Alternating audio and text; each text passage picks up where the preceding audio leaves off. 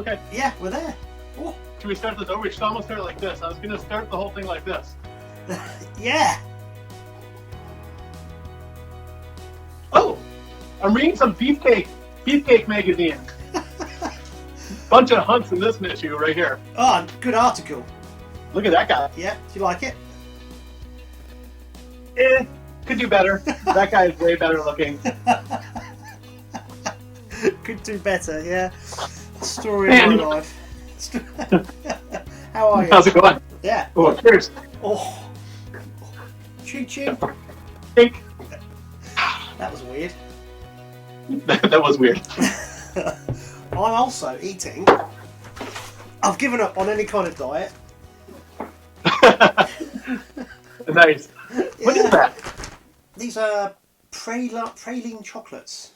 Looks good. They're my favourite. They're beautiful. Seashells. So you get those in the States? Yeah, it looks good. Probably. Yeah. I'm not a big chocolate guy. I like gummy stuff. Yeah, you like the sweets, don't you? Look, yeah, I like the. Look at that. Oh, yeah. I like the stuff. Yeah. So. Thanks for the offer. Are you guys in lockdown? Oh yeah. We're going to be, I think, 8 weeks total. So we've already been 3 weeks, and now they're saying we're locked down until April 30th. So it's going to be 8 weeks total that we're locked down. But the good news is, where I live, they're encouraging you to go fishing. So are they? So that's good. Yeah, they there's certain things you can do, like exercise. And Minnesota, where I live, is the freshwater fishing capital of the states. I mean, there's land of 10,000 lakes. We have more than that, actually, but so they're encouraging people to go fish. It's the ultimate social distancing sport, or it can be, I guess. So that's good. Yeah, bad news is that's interesting because I'm in the process of doing the podcast with a guy who is the CEO of the Angling Trust, who are this organising body in the UK. And the big thing in the UK is not to go fishing. Why? Well, you guys are maybe a little bit more constricted than we are. A lot more. You've got to remember that in Minnesota alone, Minnesota's probably nearly the size of the UK. It's a huge state. You've got so much space, and also, I mean, you can isolate once you're there, but it's getting there. You're going to be seeing people, rubbing shoulders with people, going to the garages. What if you break down? Blah blah blah blah blah. So we're doing it the opposite way, but I think it doesn't matter as long as we get through it. Yeah, right. Yeah, and for us, what they're saying is stay local. So because we have water, as you know, you've been here. We have water everywhere. I've got 5 lakes within 2 blocks of my house, and I live right downtown Minneapolis, literally in the city center. And then we have the Mississippi River too. So I've got plenty of options. I'm not going to put the big boat in. I'm just going to take the kayak right over to one of the lakes, and I have muskies and bass and all of them, and crappies and stuff. So the problem is everyone will probably be out fishing, right? Because nobody's working. So maybe they'll pull that. It won't be social distancing after all, but we'll see how it goes. When I spoke to you last week, it was a bit less restricted, wasn't it? I think you weren't on such a strict lockdown. Is that correct? No, well, for the last 2 weeks, we've been on the governor's lockdown, where it's been shelter in place. It's called Minnesota Stay Home. And so it's the same thing. We can't go to restaurants. Restaurants have been closed forever. I mean, it's been a month since they've been closed. No restaurants. You can go outside to exercise, and fishing is considered exercise for us, so that's good. Yeah. So you go outside to exercise. You can go get groceries once a week. You're only supposed to go with one person, yourself, and you can get prescriptions at the pharmacy, and that's about it. So I mean, we're a little batty. The thing that's changed is it's beautiful this week. It's really quite warm outside. The ice went off the lakes last night where I am, so there's no ice now, which is the earliest I can recall. Usually it's ice out here middle of April, end of April. So that's nice. At least we have a little bit of respite to go fishing. And, we go for walks and stuff, but at least we're not constricted just to the house. We have a nice backyard, so we can hang out in the backyard and get some fresh air and walk around and stuff. You're kind of like, we're one extreme, you're in the middle, and then I spoke to Jimmy, was it yesterday? And they're doing nothing. Oh, it's incredible. I know. The restaurants are open. It's insane. He was telling me that you can go to the restaurants, but you can't order at the bar. You have to wait for the waiter to come up to you now. How does that help? Well, I know they're getting flack. It was on the news last night, and they were kind of flaming Sweden for not having more strict restrictions. But I read an article on it, and they're trying a different approach where they do more testing and isolating, kind of like South Korea did. But I don't know. Who knows if it's going to work? So far, where I live, it's, knock on wood, it's been pretty contained. We don't have. I think we've had 5 deaths now, which of course any death sucks, but we've had 5, and there's less than 500 people who have it here. So who knows when we're going to peak, but everyone else around us is not doing quite as great. Wisconsin, which is the next state over, is really starting to get hit hard.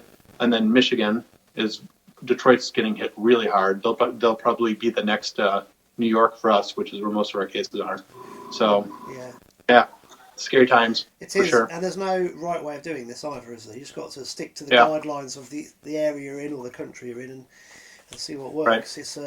It is strange times. It's very scary. I mean, locally where I am, I don't think, when I checked last week, there were 35 cases and that was it. So, oh, really? Huh. Yeah, we know of a few local deaths now, but only 1 or 2.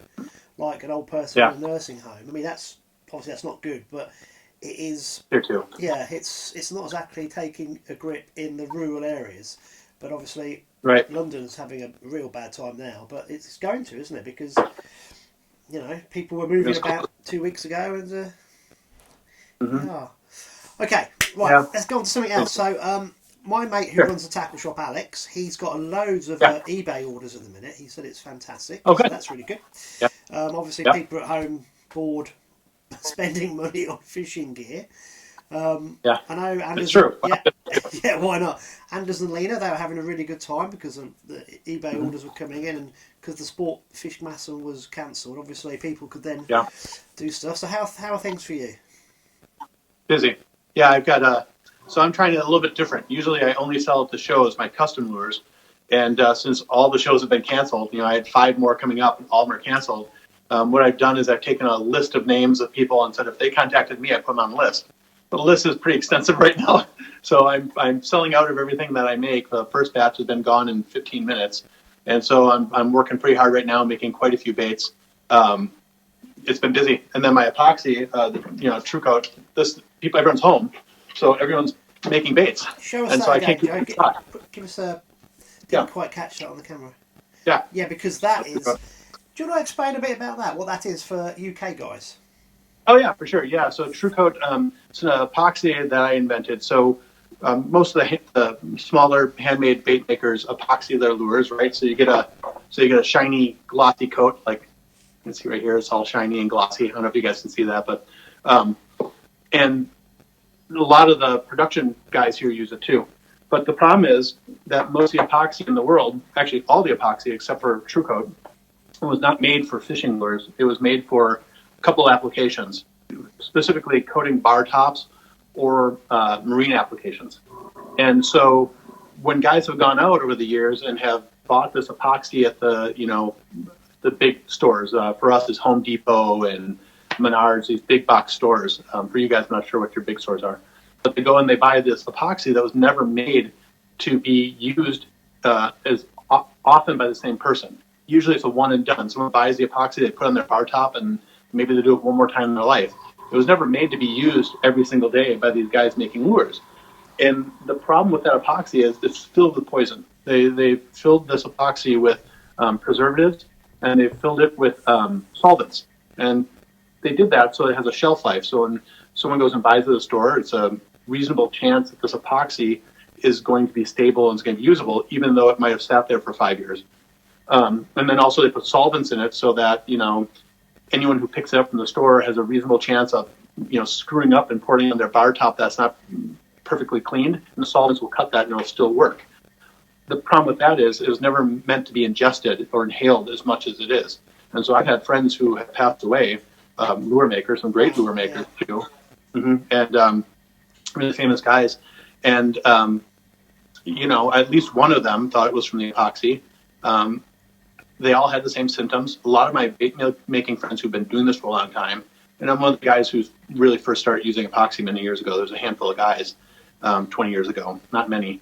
And all of us were talking about having heart palpitations. And I was like 30 then, getting dizzy at night, not sleeping.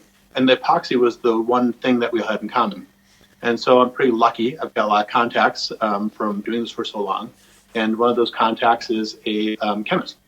And so we looked into making our own epoxy. This epoxy, one, if you're going to use it, it's the only one made for fishing lures. I feel like a commercial. Only one made for fishing lures. Anyway, Vanna. And what I mean by that is we made it so it's bubble free. We reverse the order that it cures. So most epoxies cure from the top down. So when you mix an epoxy from the stores, they start forming a micro sealing. And the problem with that is, if you're buying it from a store, they want to cure, or at least feel like it's cured within 24 hours. So if you touch that bar top, it feels like it's cured, even though it's still curing deep down. Yeah. Because they don't want to get sued, right, for ruining someone's house. Yeah. The problem with that is it traps all the bubbles in this micro sealing. So the minute you mix it, there's bubbles. And so that's why guys have to blowtorch their lures, and that gives off more inhalates, more fumes that people can breathe, can breathe in. They're poisonous. We reverse ours. Ours cures from the bottom up, and it actually pushes the bubbles out. So it's really crystal clear, super glossy. And then the other thing I did is we took out all the solvents. We took out all the preservatives. You still get at least a year out of this. I've got some that I've used for a couple of years. But by taking those out, we're the only epoxy in the world that scores a 0 on the OSHA health scale. OSHA in the United States is for, I'm blanking out, occupational safety and hazards, or I can't remember exactly what it stands for. But it's a government entity that scores health risk for chemicals. And we're the only ones that score a 0 health risk factor. So you can use it in your home. You don't have to worry about getting ill. You can. I won't say it because I was going to say you can drink this stuff, but don't drink it. I'm not saying drink it, but it's all natural.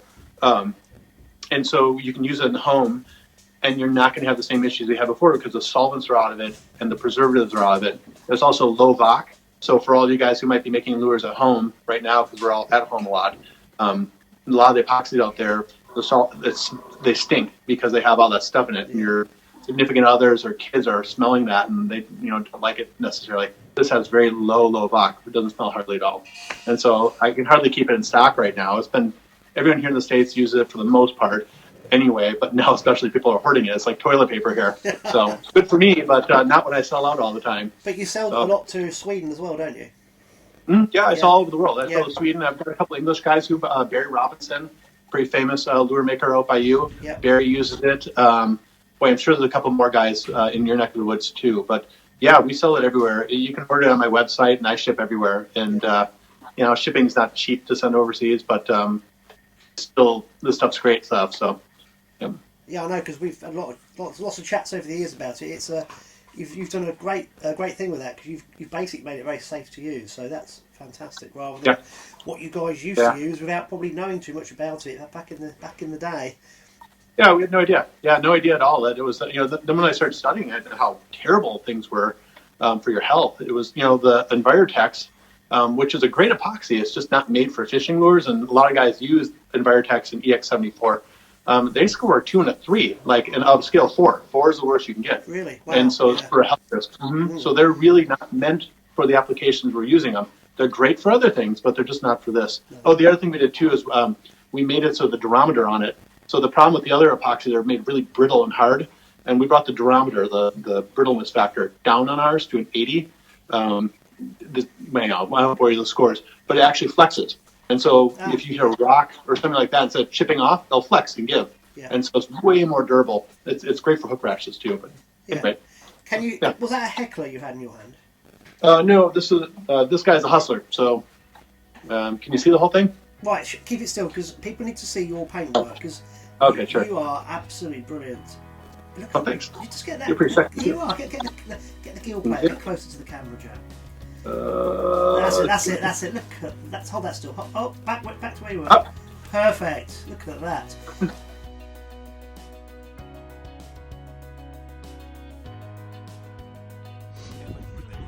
Here you go, Andy. Mr. Matthias. And some hot dogs on the move, Yeah. The fishing is slow. It's very, very slow. So is my lens, I can see. I think it's a bit dirty. Oh, Mr. Talon. Do you know Mr. Talon? Yes. Peekaboo.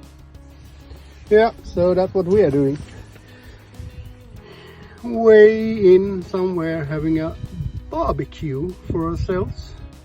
It's awesome, but the fish aren't as awesome as we are, that's for sure. Oh, that's fine. Matthias, you got the pliers. Yeah, so that's what we're doing. Still no fish in the boat, and we're gonna get fed. Then we're gonna get happy, and then when we catch fish, and we'll get back to you. See you, sir. Bye-bye. Look, Andy! Look! It's a Swedish pike. It's a feisty one. Look, on a cub. Yes, it is. He's thick as me. Ticky. Thanks to Joe and Jimmy for inputting to this vlog. It's interesting to note in Sweden that there's really not much of a lockdown at the minute, so only time will tell how different countries are dealing with this and which ones' tactics will work and which ones won't. Okay, we're going to try and bring you little tips of things to do while stuck at home over the next few weeks. Gear, might as well look after your gear. I've found these today. Look at that. Absolutely welded on oil and mud. Just been a bit lazy, didn't bother servicing them last year, just used different reels, so that's probably today's job. I'm going to try and get these back into some kind of working order.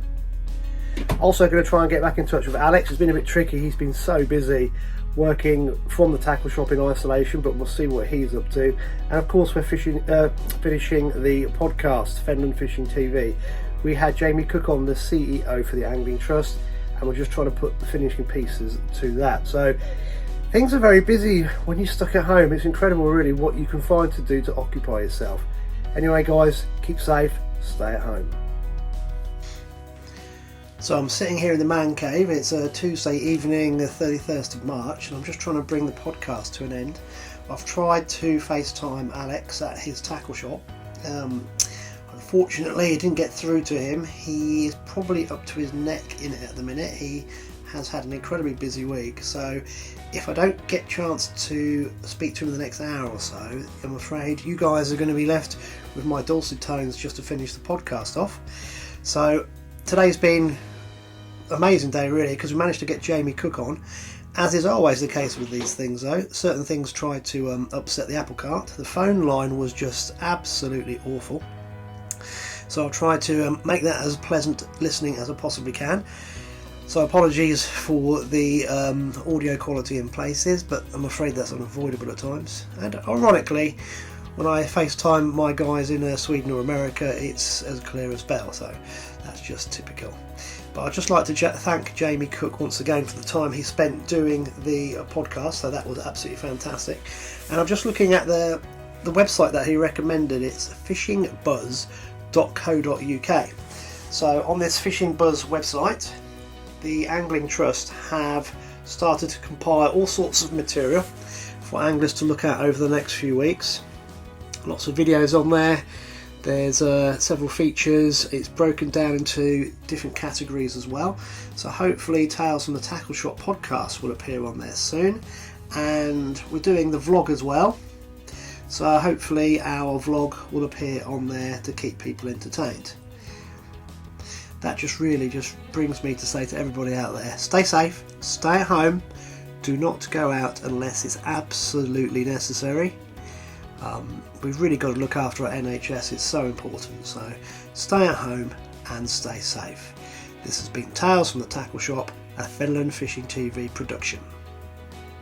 And this has been Fenland Fishing TV. Hope you're enjoying the vlogs, keep looking.